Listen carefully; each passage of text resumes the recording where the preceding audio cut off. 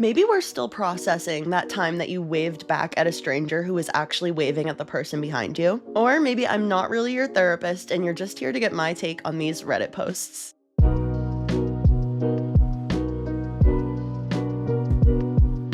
I the a-hole for telling my pet sitter that I do not need her to sleep over? I have been hiring a pet sitter for a few years. She does a great job and we have become friendly. I asked her about availability for an upcoming trip, and because it was about 3 weeks long, she suggested that she sleep over in our house, so my cat wouldn't get lonely. I never completely agreed to this, and we had not discussed pricing for it. About a week later, she texted me to confirm dates, and I told her that my boyfriend, who owns our home, did not want anyone to stay overnight. He was concerned about somebody else living in our home, and we also don't have a guest room. Does that mean that the pet sitter was going to stay in your bed? No matter how close I am to someone, if I'm hiring them for a service, I probably would not want them to just come make themselves at home in my bedroom. I never received a reply to my text until about a week later, when the sitter let me know that she was not interested in working for us again since we were uncomfortable with her being in our home. I was a little surprised by her reaction. Though we are friendly, I feel like there is a reasonable boundary between someone stopping by for 15 minutes versus sleeping in our bedroom and staying in our house for 3 weeks. Obviously, she did not agree. Am I the a-hole? So far with this very limited information, I am totally on OP's side, definitely not the a-hole. Follow up 12 hours later. I was just curious what others would think about this situation, and Redditors never disappoint, so thank you for all who posted constructively. Some comments really got to the heart of this conflict and gave me great insight as to how I might have handled the situation better. Others missed the issue entirely.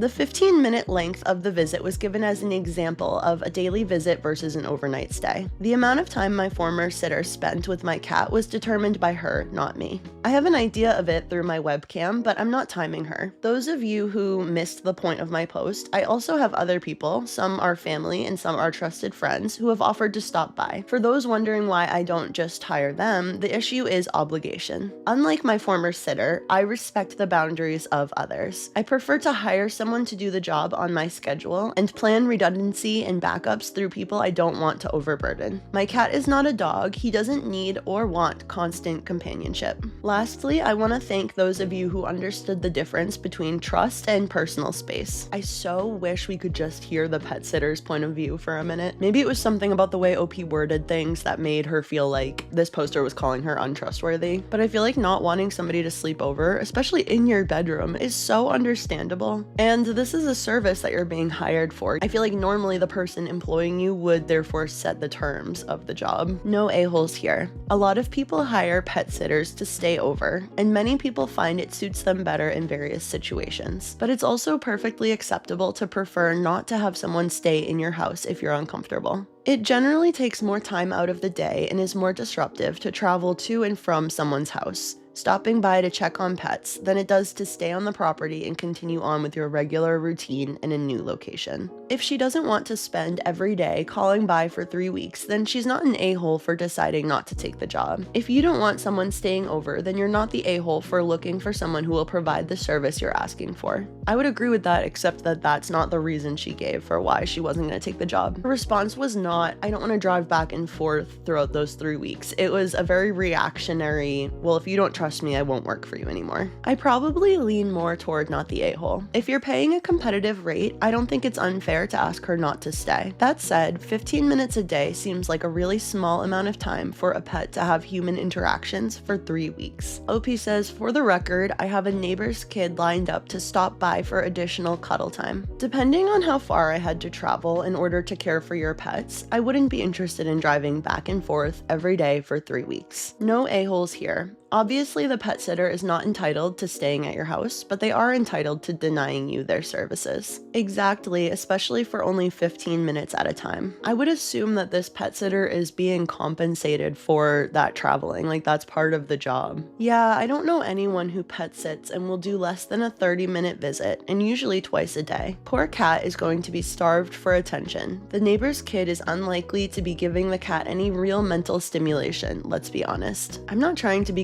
combative at all, but the kids love animals. I'm sure they'll be petting and playing with the little dude. I would have fought my siblings to be that neighbor kid. My neighbor's kid grew into a young adult who is now a vet tech. She still lives with her parents and pet sits my 2 cats / 1 dog. I struck gold with that one. No a-holes here. You don't have to feel comfortable with her staying there, and she doesn't have to accept the job. As a pet sitter, I find that it's not worth my time to accept jobs that don't let me stay over. I feel like a lot of these comments are missing the point because she said she wouldn't work for OP ever again. To me, that's a much more extreme reaction than just declining this one job. If they've had a good relationship up until now and suddenly the pet sitter is saying she'll never work for OP again, there must be something else going on. Maybe they weren't as close as OP thought. Maybe the pet sitter was kind of looking for a way out of this working relationship. Or maybe she's just having kind of a big reaction to being rejected about this one aspect of this job. Am I the a-hole for not letting some lady cut in front of us at Costco for one item? Girlfriend and I went to Costco on lunch to do our shopping and save ourselves from the after work crowds. We had been waiting in the checkout line for a bit and had 3 carts behind us. Right as our turn approaches, a lady steps between us and the lad ahead facing the cash register. After a from me, she turns and states she just has one item she forgot, then turns forward. I politely said that they have express checkout for that exact reason and pointed to where it was for her. She just looks at me and goes, "The line is too long over there." Oh my gosh. The entitlement you'll see from some people, at least here in the US, you will genuinely run into people in public who think that their time is more valuable than yours. Could you imagine the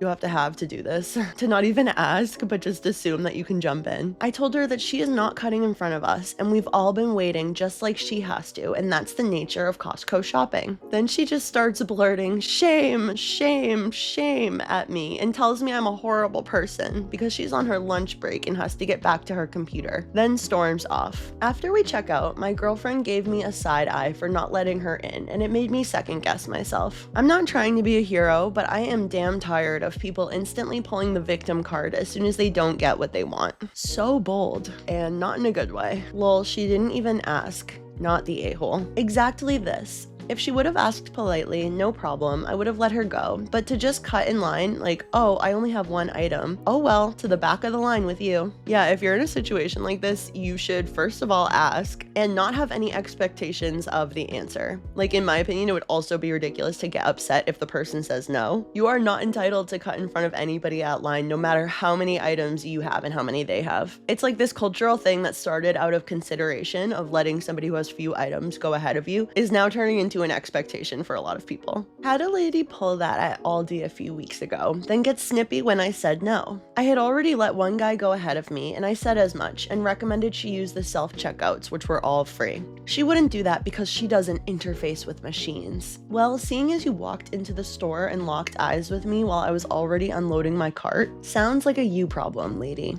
If you want fast convenience, interface with the machine. If you want a live person, you wait your turn and don't take an attitude. See, that's exactly what I'm talking about. Sometimes even if they do ask politely, the entitlement still comes out if you say no. And you're not under any obligation to let somebody go ahead of you. It's a nice thing to do, but it's not something that should be expected. We all have our own lives and things that we might be trying to rush off to do. It's like people who think that they're the only one who has somewhere to be in a traffic jam. Yep, if they ask politely, it's nice to say yes. Cutting in? Oh no, honey, back of the line. Not the a-hole. It only takes an issue with her card or something to make everybody end up waiting a long time. This has happened to me before. That's a good point too. If you let somebody with 1 or 2 things go ahead of you, there's no guarantee that it's actually going to be quick. That's the risk you take when engaging in a kind gesture like this, which is just another reason that it's nice to do but should not be expected. All she had to do was look at the people in line and say something like, "I'm so very sorry for intruding, but when I loaded my purchases into my car, I realized I forgot the one thing I came here for. Would you all mind if I hopped in real quick and paid for this item so I can get back to work on time?" One item isn't going to take more than 2 minutes, so she's not inconveniencing people that much. But the fact that she was actually a rude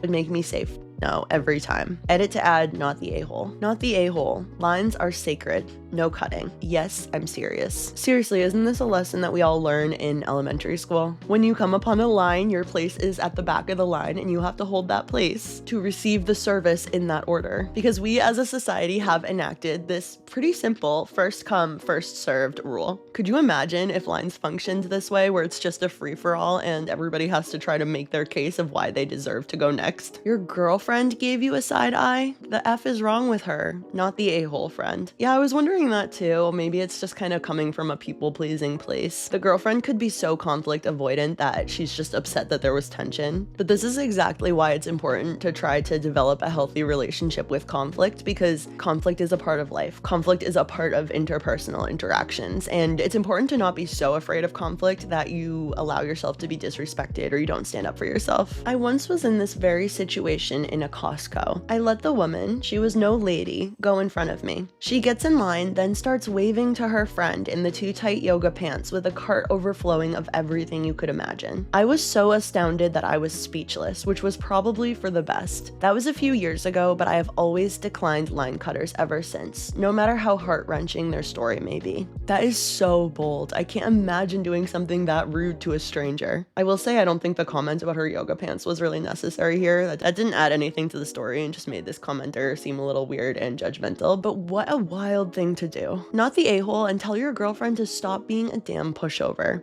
She could have at least asked. Yeah, exactly. I wonder if OP's girlfriend could even express how she would be okay with this situation. What are the dots she's connecting in her mind to make her feel like they should have appeased this woman? Or is it literally just keeping the peace? Not the a-hole. I work at Costco food court, and I had the same thing happen a few days ago. The lady wanted to skip the incredibly long line because her son wanted ice cream. She asked if I can ring her up, and I said, as long as you go to the end of the line. She then asked the guy I was helping, and he told her no. I was fighting the urge not to laugh. That is so embarrassing. Entitled people are one thing, but entitled parents, you are also teaching your child to act like this. I know parents can get a lot of pressure and a lot of criticism, but that's because some of these actions have real consequences. For example, you raising your son to be an extremely entitled citizen. That's gonna suck for all of us when he grows up. Not the a-hole. If she had asked, well, that's a different story. Costco shoppers know the rules. Case in point, I was waiting in line at Costco yesterday. Hubby went to the bathroom. He had the card in his wallet, and I realized this after he left. The line inched forward. I kept looking towards the bathroom, silently urging him to hurry back. As I was nearing the register, it was obvious that he wasn't going to be back in time. I turned to the woman behind me and told her she could go in front of me. Her cart was fuller than mine. She said, "Are you sure?" I almost had to force her to go in front of me. Hubby came back from the bathroom about the same time that she finished, so it all worked out. Okay, well, that situation's not really the same at all, is it? If people don't want to use their words, they don't deserve to be treated with respect. Had she asked politely, I hope you would have said sure. But for her to just assume it was her right does not make it so. I don't think I agree with that. I personally think everybody deserves to be treated with respect, but you can actually be respectful while telling somebody absolutely not when they're trying to do something entitled. In a situation like this, where the other person kind of starts with the disrespect, you're not necessarily obligated to return the respect because they were disrespectful first, but I think it's worth doing for your own moral character and just so that you can feel good about your actions. And there's nothing disrespectful about saying, actually, lady, you need to wait in line just like everybody else. Am I overreacting for being upset that a charity auction prize wasn't as described? I participated in an online auction for a local charity. I had won prizes in the past from this charity, and it was always fine. This time, I won a $100 gift card to a local restaurant I had heard good things about. The prize was mailed to me and arrived today, December 19th. However, it wasn't actually a $100 gift card. What came in the mail was a $100 gift certificate that expired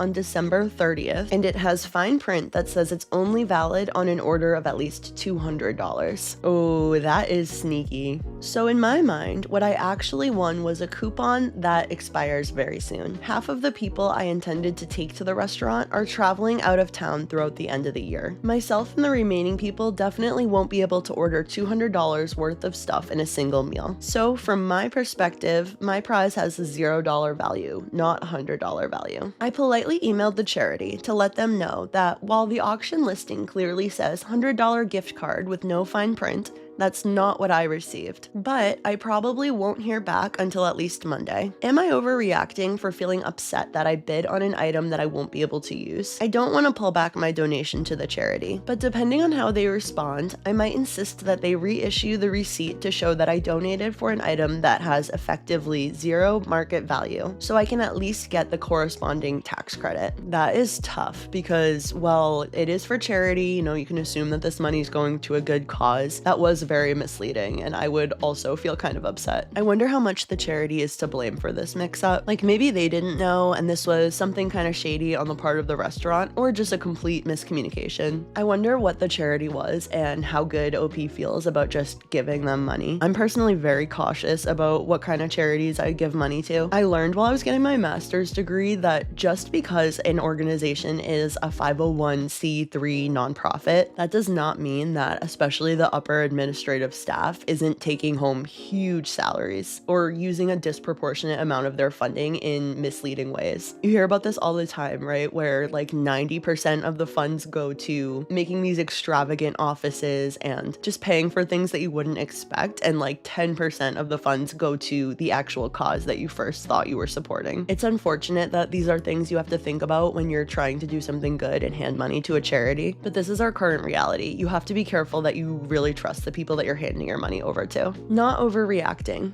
I once won a prize at a charity auction that, unbeknownst to them, but obvious to detail-obsessed me, was actually a replica of an artwork. They immediately apologized and offered to buy it back for the original estimated value. That's how it should be. I think a lot of folks in here didn't even read the actual reaction of what you plan to do. Not overreacting, but I would check out the restaurant's menu because a lot of nice places would not make it difficult to spend $200. I don't even do an itemized deduction on my taxes, but I could spend $200 with a couple of friends at lots of restaurants. Do your friends not drink either? I was thinking that too. It's totally within OP's right to not want to go spend $100 of their own dollars at this restaurant, but let's be real, it can't be that hard to do. Get a few different appetizers, get some desserts. I'll show you how it's done because I could probably rack that up myself, honestly. No, it's not exactly what was described. However, your money went to charity. I think you should let them know, as they should describe their prizes better. Yeah, and like I said, there's every possibility that the charity has no idea that this prize was so misleading. Not overreacting. The charity had the responsibility to accurately describe the prize. That being said, don't expect anything to come of your complaint except that the next auction might have better descriptions. Perhaps you can go to the restaurant and explain the misunderstanding. Show them the screenshots of the posting. It's quite possible the donor did not intend for the charity to mislead people like that. You're definitely not overreacting. It feels scammy. I wonder if perhaps they even gave numerous people that prize since it's basically a coupon. Interesting, yeah. I kind of wish we did know more about the charity in question. I want to know how ethically or otherwise they normally function. Am I the a-hole for snapping and asking our server, would you like us to order less? So for context, I am 34 weeks pregnant. After work today, I met up with a friend and my husband at a raw bar for oysters and beer. I can't have either of those things right now, but I was happy just to be out. I walked in a few minutes after them, just as they were being greeted by the server. When I walked up, she looked at me and said, "I see you waddling up. You can't eat here." I laughed it off. I assumed this was just an off-color joke and told her I'm happy just to hang out. That is a super weird comment. You would not believe how comfortable people are commenting on pregnant women, talking about how big they are, invading their personal space. Unless we are very close, I don't want you commenting on me waddling. After ordering drinks, my husband started talking with her about the oyster selection. I introduced my husband to oysters a few years ago. When I'm not pregnant, going out for oysters and beers is one of our things. I normally order the oysters as he doesn't know much about the different types and how the flavor changes by region. Ooh, I didn't know that either. It's not a big deal, it's just something I know more about. He normally chooses our beers because that's something he knows more about. So after our server told us about the different choices, I started discussing them with my husband and telling him which ones I thought he would like. Our friend ordered other raw bar items but didn't want oysters. The server seemed annoyed by this and made a comment about how I was being bossy. I ignored her, ordered the oysters for my husband, and made no other comments on anything else that was ordered for the table. After the first round of food, my husband wanted more oysters, so he called the server back over and asked me to tell her which oysters he liked so he could get more. This is where things went south. At his request, I ordered for him. The server, looking very annoyed, said that I was pushing him around around, and then said, "I hope you come back when you're not pregnant so I can get to know the real you." I snapped. I asked pointedly, "Would you like us to order less?" She got quiet, walked away, and a new server helped us for the rest of the night. Now, I do think she was out of line, but pregnancy hormones are real, and I worry I should have just seen this as harmless clowning and not snapped at her. Our friend says I was in the right. My husband says it wasn't worth engaging in. So Reddit, am I the a-hole? Pregnancy hormones are very real. When I was pregnant with my son, all kinds of things were coming out of my mouth that normally I would have been able to keep back. It doesn't mean that you're in the wrong, but similar to PMS hormones, it just might make you have a big reaction about something. This is bizarre. I have never experienced a server being rude like this. It makes me wonder if the server had a little crush on OP's husband. Not that that's the only explanation, but it is one possibility. Not the a-hole. What she said was impolite and unprofessional. She should have just done her job instead of making unwanted comments. So true. Maybe she just doesn't have the personality to be a server. It's gotta be a tough job if you have a really strong personality and constantly get into little personality clashes with clients. Agreed. As a former server who liked to joke with guests, the "you can't eat here" part of the joke was the only thing that was funny, assuming it was said in a joking tone. Everything else was way out of line to say to a complete stranger. There's only a few things I can think of that would explain the server's behavior, none of which justify it or are even remotely professional. OP was, perhaps unknowingly, talking the husband out of ordering the more expensive oysters. The server is someone who takes minor things personally and was offended that OP was educating her husband on the oyster selection better than the server, which is dumb. The server was attracted to OP's husband. The server prefers to wait on all male tables so she can be flirty to earn more tips. Doesn't mean she's attracted to the guys she waits on. Or OP killed the server's favorite pet. Completely random, but so was the server's nearly outright hostility since OP waddled up to the table. Not the a-hole. Those are some really solid theories about why the server might have acted like this.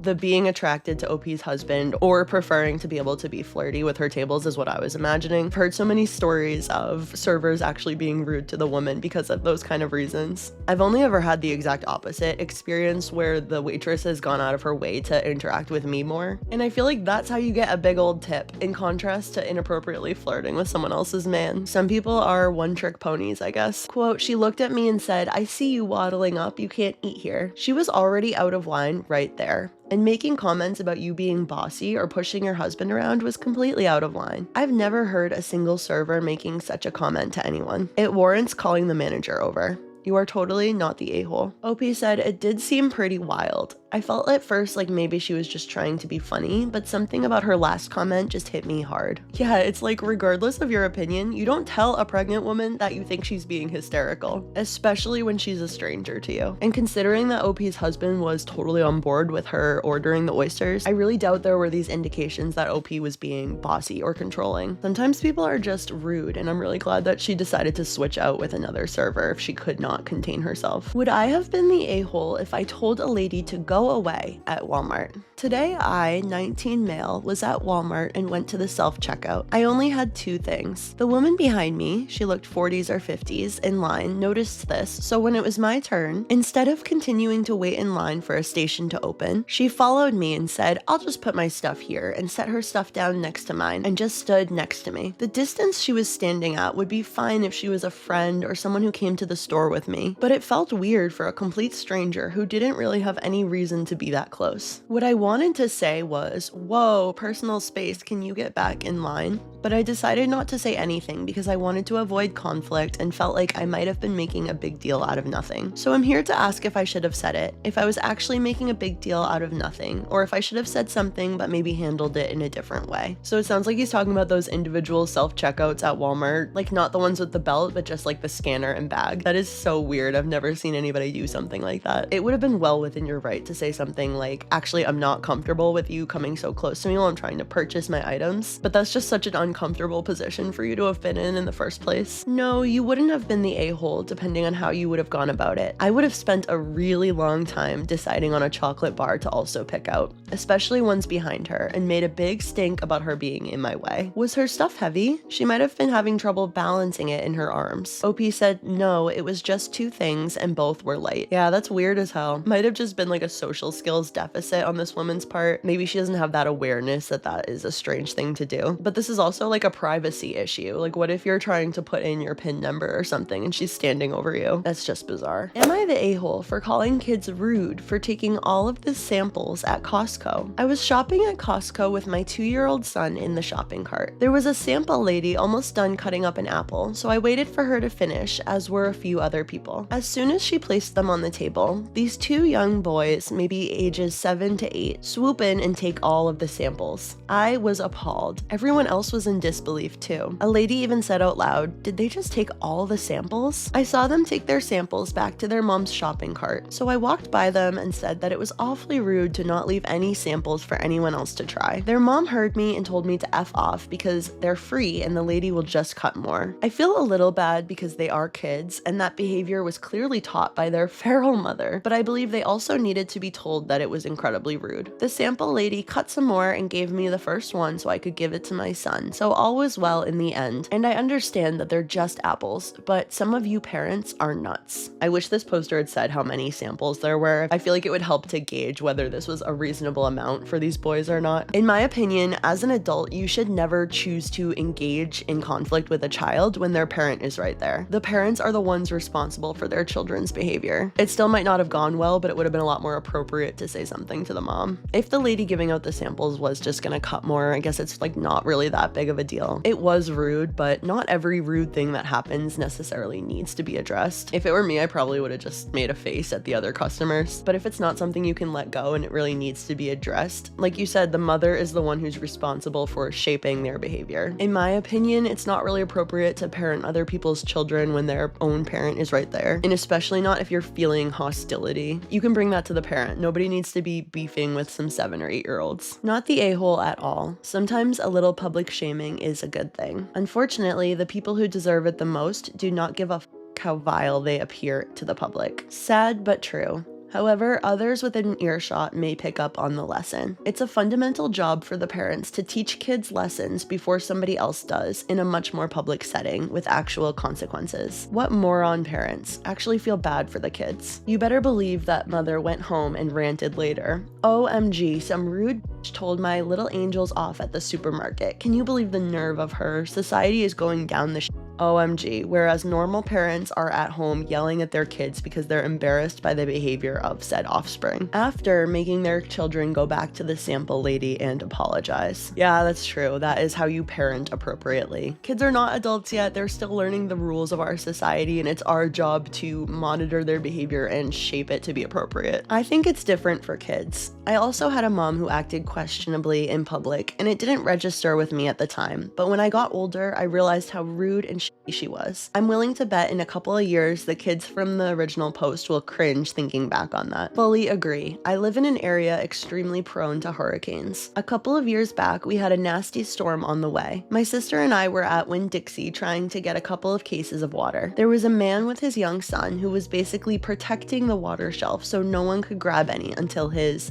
I don't know, friend, partner, not here to assume, came back with 2 more carts to fill. I told him in no uncertain terms that it was rude and unethical. The kid looked so disappointed. We were then allowed to get some water for ourselves. I know emergencies can make people crazy, so I give him a slight pass. This though, what the f***, lady? That's the thing, kids don't know any better, and if they're acting inappropriately, it's probably because that behavior is being learned somewhere. I do think that if there's not a parent in sight, it is totally reasonable to make a comment to a child, because in some ways we are all responsible as a community for raising good people, but you have to keep in mind that they're children and be compassionate about the way you address it. Not the a-hole. I would be mortified if my kids did that at Costco or anywhere. Sometimes kids need to be told when they're doing something wrong. I was following a family in the produce section at Walmart when this kid pulled a plastic produce bag over his head. I was shocked and reflexively reached out and pulled it off, saying no loudly. His mother just gave me a dirty look and pulled him away when I told her he'd had it over his face. Pretty soon I saw them again, and there he was with another bag. If their own mothers don't care about their manners or safety, what can you do? Yeah, all it takes is the bag going over the head and they can die. It's the first thing I was taught when I was old enough because I kept doing it. I was like 2. I stopped after my grandma said I'd meet my granddad way sooner than anyone wanted. He passed when I was 6 months old. He called me his little lady. I miss him still. It is such a hard line to walk because we do want to be collectively looking out for kids in our communities. But you also want to be kind of careful about stepping on the toes of the parents. In a situation like that, it might have been better received if you had just said like, hey, or oh no, something to like get the mother's attention. But I would also be grateful that this stranger was looking out for the safety of my child. Raise. Tell their spawn off whenever they deserve it. If anyone ever told my kids off for being impolite, I would totally support the person who calls them out, and then they would get in more trouble at home. But my kids don't do things like this. They can be real jerks at home to us and to each other, but they know how to behave in public. And so do we, and we model what we want from them. Not the a-hole. I had a lady scream at me because her son was giving the middle finger to people on public transport, and when he showed me the bird, I said, that's not very nice. She said I had no right to discipline her child. Well, someone's gotta do it since your child thinks it's okay to flip people off. There was also a little girl on my flight home from my honeymoon screaming her head off for hours, and everyone was irritated by it. I could tell Mama was embarrassed and stressed, and Mama was also from the same culture as me. So I asked the little girl, why are we crying when we're coming home from Jamaica? And she stopped crying and slept the rest of the flight. Mom thanked me. Flight attendants gave me a free drink. People laughed at how ballsy it was of me to confront the child in this day and age. Oh my gosh, as someone who has been the mom traveling by myself with a screaming baby on the plane, obviously I can't speak for all of us, but some of us are so grateful for any support and help that comes from strangers. There's always kids running around by themselves at our Costco. I don't know why parents think it's okay to raise their children like this. My kids knew to stay by me and my cart at all times, and I taught them not to touch things that go into people's mouths. I was at a movie theater with a buddy of mine. We had reserved seats on the aisle. Before the feature started, these 2 kids, probably about 10 years old, asked us to move so they could get out of the aisle. The problem came when they left and came back to their seats 5 times in 10 minutes, and me and my friend had to move every time. After the last time they left, the feature started. The kids came back and said, excuse me. I said, nope, you can go around. You've been running around like dumb for 10 minutes and disrupting me, so I'm not moving. But our seats are only a couple down from yours. Too bad. Go around. And shut up, I'm watching the movie. They stood there for a minute, then walked away. A couple of minutes later, I hear a commotion to my right as these 2 numbskulls walk down an entire aisle to get to their seats. My friend was like, you're such a Yup, but they won't be bugging us again, will they? And they didn't move the rest of the movie. Ironically, there were empty seats a few rows away that they could have sat in and not disrupted anyone. Was I the a-hole? Yep, unashamedly. Listen, I don't think adults need to talk to kids like that. You can be firm and speak with the authority of an adult without like swearing at them or lashing out, but that is kind of funny. When people don't parent their children appropriately, it really becomes everybody's problem. Am I the a-hole for refusing to switch tables at a restaurant because a family wanted to sit together? I, 30 male, went out to dinner alone at a popular restaurant. Since it was busy, I was seated at a small 2-person table near the window. I ordered my food, scrolled on my phone, and just enjoyed my night. A few minutes later, a server approached me and asked if I'd be willing to move to a different table, one near the kitchen, so they could push my table together with another to accommodate a larger family. I looked over and saw a group of 6, including 2 kids, waiting nearby. I politely declined. I had already settled in, and honestly, I didn't want to move from my nice window spot to a cramped one by the kitchen. The server looked a little annoyed but said okay. However, the family was clearly upset. I overheard the mom say, wow, some people have no consideration. When I told my friend about it later, she said I should have just moved since I was alone and it would have been a small inconvenience to me but a big help to them. Now I'm wondering if I was being stubborn for no reason. Am I the a-hole? I mean, no, if you really preferred the seat that you were already in to the one that they were asking you to move to, that should be well within your right to stay there. Maybe the family could have made a reservation, or they can wait until a table opens up that can accommodate them. Is this the new plane seat thing? Yeah, why do people feel entitled to making strangers move for them? I like my plane seat stories so I can feel appropriately outraged at least once a day. Same. Last year on our flight to Paris, a couple wanted my husband to give up his aisle seat in the middle section so that they could sit together. The offered replacement seat was 1 row behind in the middle. My husband replied that no, he was with his family, kids kids and I were in the 3 seats from the aisle to the window, and they huffed. Finally, someone agreed, and all of a sudden, a group of people began clapping and making loud comments about that person being so wonderful and helpful. It was loud enough to call attention all around them. That's when it dawned on us that the couple was with a group, and none of them were willing to adjust their seating to let the couple sit together. Strangers were expected to do so. Glad I had the window, otherwise I might have made a comment. Single diners are often treated like second-class citizens at nicer restaurants. They asked, you answered. If they had a similar table open for you, the situation might have been different. If the large party thought to make a reservation, the situation would have been avoided completely. As a frequent single diner, I find it's the mid-level where you get treated the worst. Fine dining has their act together and treats you well. The low-end chain restaurants usually have policies that would keep this from coming up. It's the mid-level places that are fancier than chains but not fine dining where staff aren't trained to handle this kind of thing and there's no corporate policy to fall back on. If the server really wanted you to change seats, they should have offered to comp an appetizer or a dessert or something. Nope, not the a-hole. My daughter has been a waitress for 18 years, in bars to family restaurants to fine dining establishments. She says that the number one rule as a server is that once a customer is seated, you never ask them to move. They can ask, but the server does not. This server was wrong to even suggest it. Since when do solo diners not deserve peace, quiet, and a window seat amid family arrivals? I've had at least one hat tell me that single diners should restrict themselves to bar or counter seating, since restaurants are supposed to be for groups who are socializing. They also accused solo diners of being creepy and or oblivious. People like that would be f***ing wrong, of course. I'm so over the idea that single people are less than, should always yield to families or groups, and should be content with the worst seats in restaurants and planes, and don't deserve to enjoy things. It's the same logic as those coworkers who feel entitled to get first pick of holiday time off slots because they have children versus coworkers who do not. Or worse yet, feel entitled to you giving up your days off for them if you already reserved your time off. Entitled dumb that think popping out a couple of crotch goblins is a huge achievement worthy of everyone's praise and accommodation. I traveled for many years and went out to eat solo. I noticed that because it was a table for one, I was offered the table by the kitchen, near the bathroom, or entrance. If there was a wait, they might ask me to take a seat at the bar. I guess they thought I would not complain, but I would always ask for another table. Sometimes the host would be annoyed that I would not take a